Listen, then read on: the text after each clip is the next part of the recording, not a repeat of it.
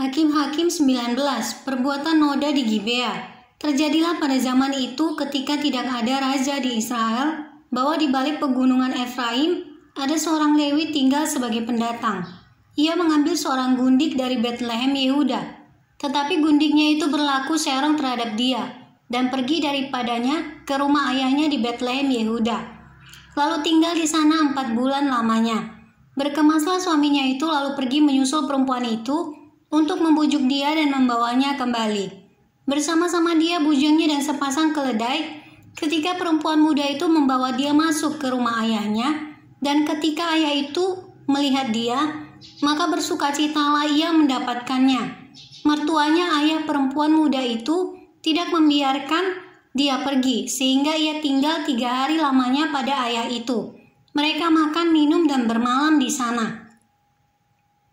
Tetapi pada hari yang keempat, ketika mereka bangun pagi-pagi, dan ketika orang Lewi itu berkemas untuk pergi, berkatalah ayah perempuan muda itu kepada menantunya, "Segarkanlah dirimu dahulu dengan sekarat roti, kemudian bolehlah kamu pergi." Jadi duduklah mereka lalu makan dan minumlah keduanya bersama-sama. Kata ayah perempuan muda itu kepada laki-laki itu, "Baiklah, putuskan untuk tinggal bermalam dan biarlah hatimu gembira." Tetapi ketika orang itu bangun untuk pergi juga, mertuanya itu mendesaknya, sehingga ia tinggal pula di sana bermalam.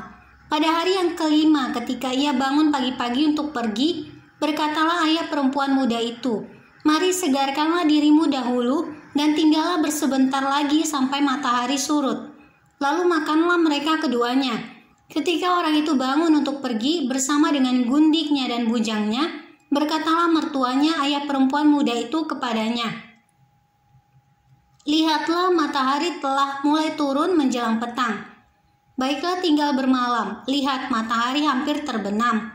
Tinggallah di sini bermalam dan biarlah hatimu gembira. Maka besok kamu dapat bangun pagi-pagi untuk berjalan dan pulang ke rumahmu."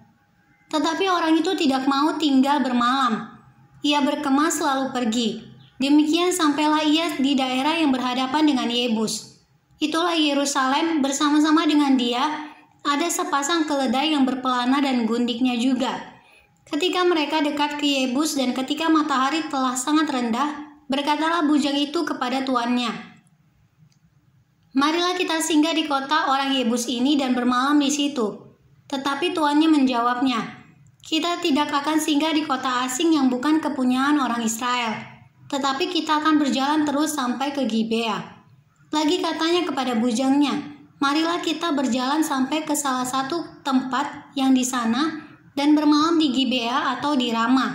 Lalu berjalanlah mereka melanjutkan perjalanannya dan matahari terbenam. Ketika mereka dekat Gibea kepunyaan suku Benyamin, sebab itu singgahlah mereka di Gibea, lalu masuk untuk bermalam di situ, dan setelah sampai duduklah mereka di tanah lapang kota. Tetapi tidak ada seorang pun yang mengajak mereka ke rumah untuk bermalam. Tetapi datanglah pada malam itu seorang tua, yang pulang dari pekerjaannya di ladang. Orang itu berasal dari pegunungan Efraim dan tinggal di Gibea sebagai pendatang. Tetapi penduduk tempat itu adalah orang Benyamin. Ketika ia mengangkat mukanya dan melihat orang yang dalam perjalanan itu di tanah lapang kota, berkatalah orang tua itu, "Kemanakah engkau pergi dan dari manakah engkau datang?" Jawabnya kepadanya, "Kami sedang dalam perjalanan dari Betlehem Yehuda ke balik pegunungan Efraim. Dari sanalah aku berasal. Aku tadinya pergi ke Betlehem Yehuda dan sekarang sedang berjalan pulang ke rumah. Tetapi tidak ada orang yang mengajak aku ke rumahnya. Walaupun ada padaku jerami dan makanan untuk keledai kami, pula roti dan anggur untuk aku sendiri, untuk hambamu perempuan ini, dan untuk bujang yang bersama-sama dengan hambamu ini. Kami tidak kekurangan sesuatu."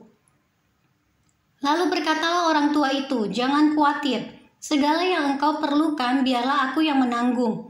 Tetapi janganlah engkau bermalam di tanah lapang kota ini." Sesudah itu dibawanyalah dia masuk ke rumahnya.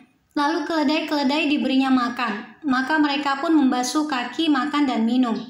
Tetapi sementara mereka menggembirakan hatinya, datanglah orang-orang kota itu, orang-orang Dursila mengepung rumah itu. Mereka menggedor-gedor pintu sambil berkata kepada orang tua pemilik rumah itu, Bawalah keluar orang yang datang ke rumahmu itu supaya kami pakai dia."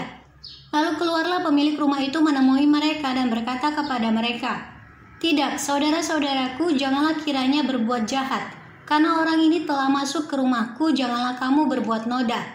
Tetapi ada anakku perempuan yang masih perawan dan juga gundik orang itu, baiklah kubawa keduanya keluar.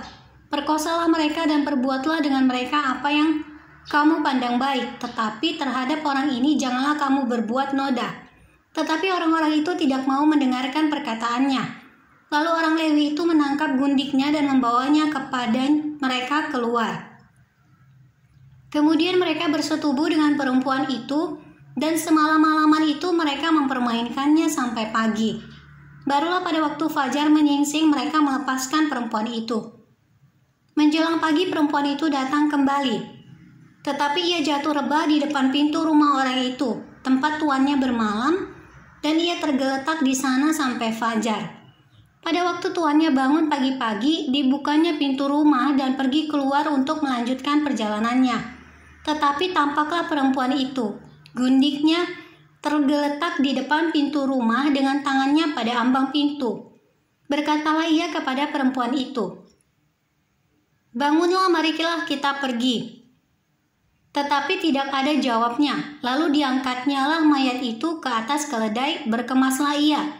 Kemudian pergi ke tempat kediamannya. Sesampai di rumah diambilnyalah pisau, dipegangnyalah mayat gundiknya, dipotong-potongnya, menurut tulang-tulangnya menjadi 12 potongan. Lalu dikirimnya ke seluruh daerah orang Israel. Dan setiap orang yang melihatnya berkata, "Hal yang demikian belum pernah terjadi dan belum pernah terlihat sejak orang Israel berangkat keluar dari tanah Mesir sampai sekarang. Perhatikanlah itu, pertimbangkanlah, lalu berbicaralah."